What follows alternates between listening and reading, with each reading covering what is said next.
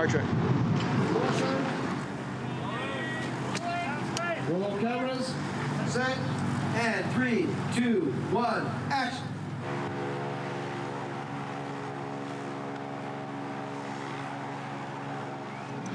Amanda! Amanda! We shot the exterior planet Vulcan at Vasquez Rocks. Vasquez Rocks was used as a filming location since the early 1900s, and it was used, of course, in the original Star Trek series where Kirk fought the Gorn.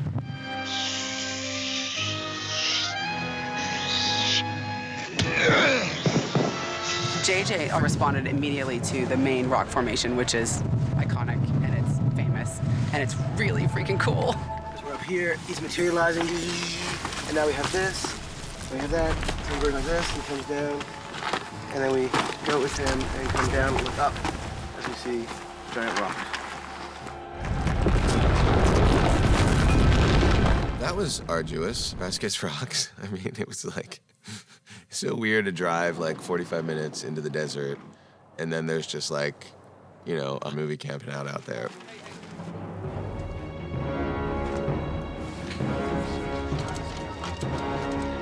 It was one of the very few times that I felt like, because it wasn't a controlled environment, you know, ankle twisting or falling was a real possibility. And they had a lot of smoke and big fans, and it was the kind of day at the end of which I felt like I really earned something. Vasquez Rocks is a county park, and it's governed by the Park Service, and they protect it. You can't damage it in any way.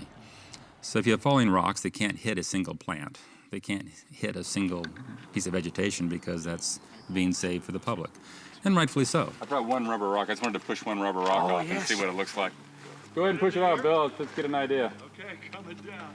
So anytime we had a rock that was supposed to tumble by, we had to make sure that their path would not land or crush anything. And dust.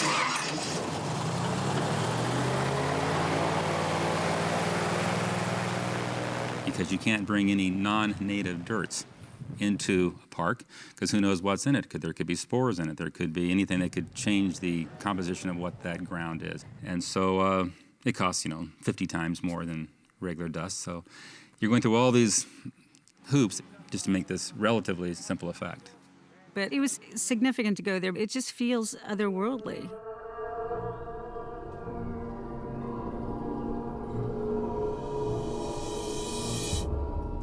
We were in this huge memorial chapel in Rose Hills for the Vulcan Science Academy Council Chamber. It was logical to cultivate multiple options. Logical, but unnecessary.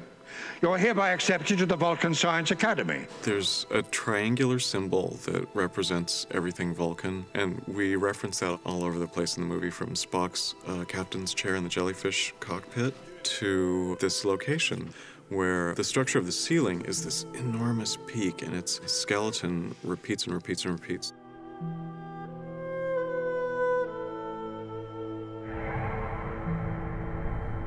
One of the big challenges was that we had views of Vulcan from space. We had views of Vulcan high orbit, like skydiving altitudes, all the way down to the ground. So this had to be a completely fleshed out world from all angles, because it's more Vulcan than we've ever seen in anything. To keep things realistic, like JJ wanted, a lot of our effects were sort of built off of what was already there. So in this scene in particular, that famous Vasquez rock at an angle is actually right here. And we just added to the background just to kind of make it feel like this was not just a one anomaly. And we did that with the Rose Hill Cemetery.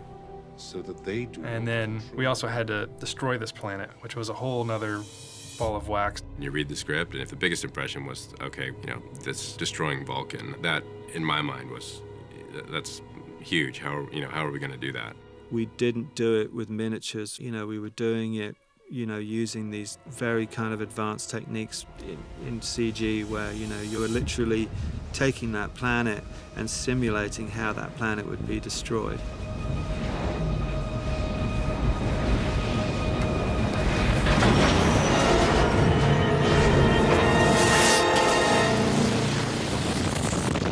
We were outside for the drill top sequence so that we could be in the real sunlight, have real atmosphere. Interacting, the wind, all of that stuff. We were looking for something elevated where you have blue skies. So we just took a chance and went to Dodger Stadium because we had a blue sky vista. In general, JJ likes to shoot things outside because of the natural lighting. And when you're inside on a green screen soundstage, there's this strange kind of airless, unreal quality to it. And out in nature, there are imperfections all over the place, and that also lends authenticity. And one thing you want to do is have the actors in their most kind of realistic setting that you can. So if you want someone to believe that they're standing on a platform that's 25,000 feet in the air, you know, you want to have some kind of visceral and actual practical experience to go along with just, hey, I'm acting and I'm up there.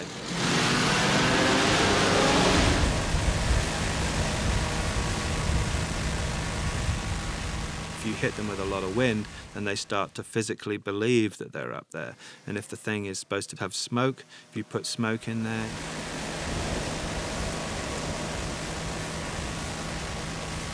The drill platform was pretty cool. It was pretty intense. We had these wind machines. I mean, sometimes I could barely stand. We're in rubber spacesuits. There's, you know, two guys that are 6'4", 280 in front of us in full Romulan gear. And then you had to kick some Romulan booty.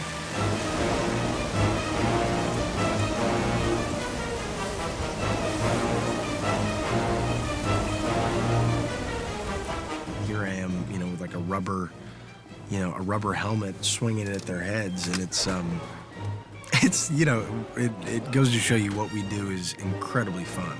It is playing make-believe at an incredibly high level.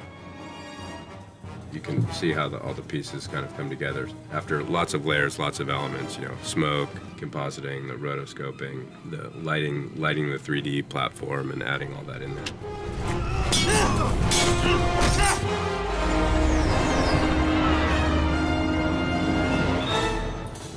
We were intended to only have one set there, and then we added Delta Vega. We were going to travel to Iceland and shoot the whole sequence with the big scary monsters and Chris Pine running around on the ice fields at the end of our shooting until it became too expensive. We designed it so that JJ could direct two major sequences simultaneously, which he loved because he was like, yeah, I can do this. And by setting it up that way, we were able to get a lot more bang for our buck. So when we did Delta Vega, although we built a very small set, which was only 50 or 60 feet long, you know, and when you see the sequence, it looks enormous, but what we were doing was we were just photographing the guy, but in natural daylight, and then we would take those images and drop them into other larger scale images that we'd created. But one thing that really helps you believe that he's real is he is in natural light. We did a lot of work to make sure that the sets were in the right position. We did sun charts to make sure that, you know, we could get the optimum sun during the shooting, and that you know, those sets were in the right place.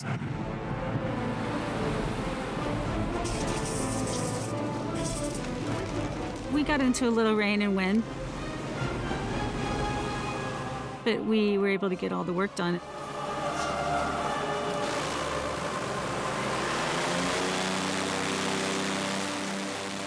Snow's been an issue for years and years and years. You need lightweight particles that could fly through the air and something you could clean up. So when I first started in the business years ago, one of the answers to how to make snow was using bleached cornflakes. What they used for snow is essentially like chopped up cotton or chopped up paper that they would blow through these huge fans that were like powered by Chevy 400 engines. At first, a lot of fun. And as the time progressed, some of the paper products and foam products have come into use. And those are much safer for the actors. They look good, safe for the environment. And as the weather kind of progressed, the paper shooting in your face, getting in your eyes. But what was really difficult about this, it was about 2 or 3 weeks of me just running away from invisible monsters. So it would be Tommy Gormley, the first AD, over the loudspeaker. Rolling, great. Here we go. Set. Roll sound. It's engines on. And monster chasing you. You look up. So a lot of responding to nothing. Action. Trip, you fall, you're watching the monster's chasing you, look scared, run. Great. That's great.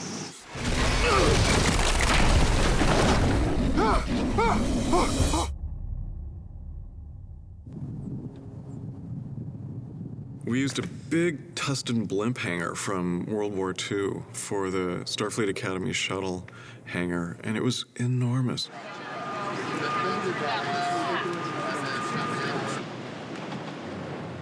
We are at the Tustin hangars. This is the Air Force base that was built in 1941 for the blimps.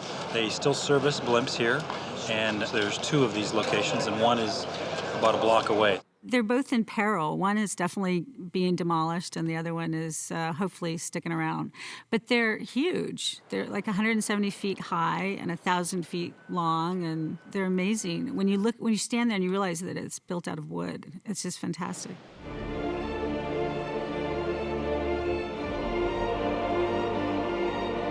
But it's huge. The doors alone are pretty massive, and it's been standing for over 60 years. So it's a real impressive structure.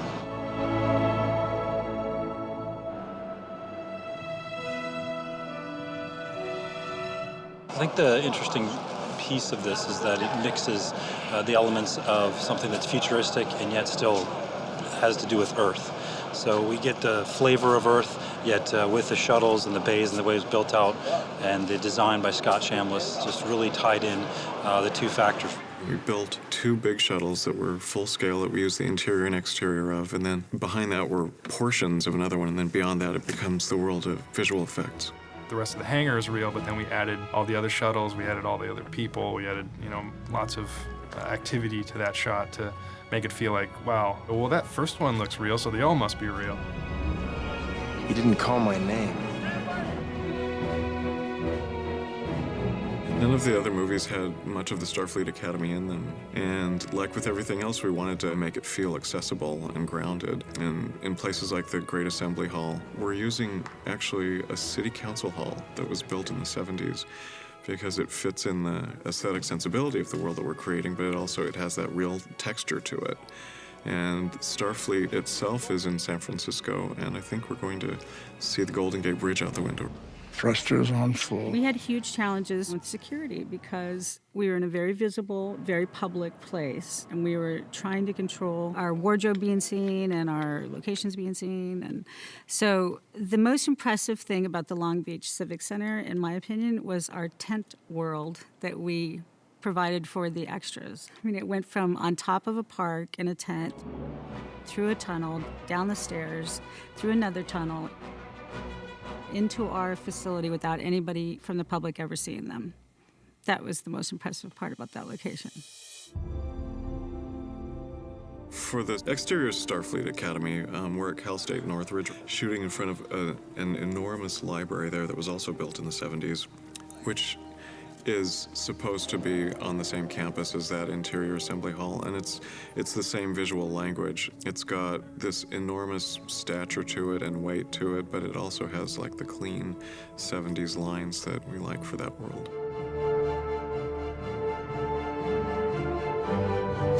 Okay, once again, please. Get a set, we can see it empty. If you're not from Starfleet, go away. We had a wide range of things to design. We see Earth in the future and San Francisco, which was kind of unique and fun because it's right here, basically where ILM is where Starfleet is.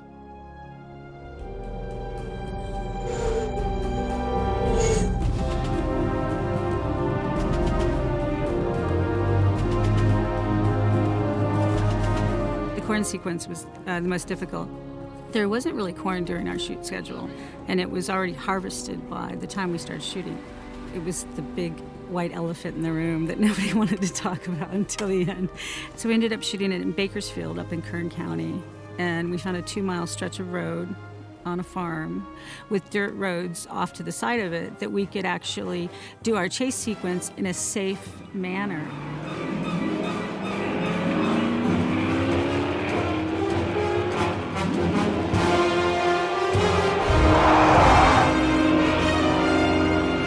Also had green. We did have to pay them to plant some wheat. We planted 2 giant, probably like 80 acres of wheat in order to keep it green on both sides, the whole stretch of the road. At the end of the car chase sequence, the car goes off into a quarry. So we found nearby a piece of property that we could cheat as the quarry edge. And then with the help of Roger Guyette and his peeps, we were able to put in this fantastic quarry that we found in Vermont. The quarry is the most exciting because it's 600 feet deep. It's, I think, 50 acres wide.